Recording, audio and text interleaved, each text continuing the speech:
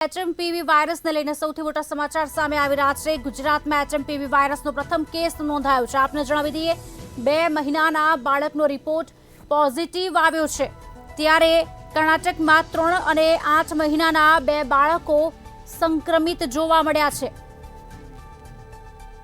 HMPV વાયરસને લઈને સૌથી મોટા સમાચાર। ગુજરાતમાં એચએમપીવી વાયરસનો પ્રથમ કેસ નોંધાયો છે। 2 મહિનાના બાળકનો રિપોર્ટ પોઝિટિવ આવ્યો છે।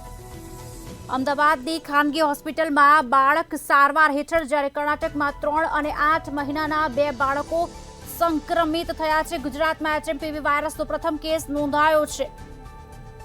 2 મહિનાના બાળકનો રિપોર્ટ પોઝિટિવ આવ્યો છે। ત્યારે અમદાવાદની ખાનગી હોસ્પિટલમાં બાળક સારવાર હેઠળ, કર્ણાટકમાં 3 અને 8 મહિનાના 2 બાળકો સંક્રમિત થયા છે। આપને જણાવી દઈએ સમાચાર। એચએમપીવી વાયરસને લઈને મોટા સમાચાર। ગુજરાતમાં એચએમપીવી વાયરસનું આગમન થયું અને પ્રથમ કેસ નોંધાઈ ચૂક્યો છે।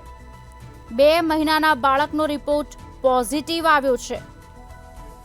ત્યારે અમદાવાદની ખાનગી હોસ્પિટલમાં તે સારવાર હેઠળ છે।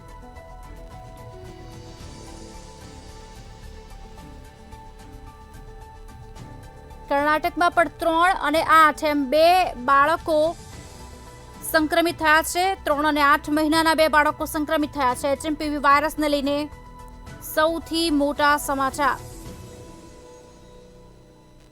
જ્યાં ગુજરાતમાં પ્રથમ કેસ નોંધાયો છે।